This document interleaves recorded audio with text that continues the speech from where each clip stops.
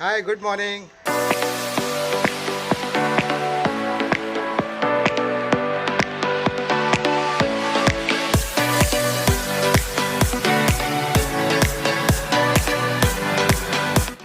High, hope you all are doing good.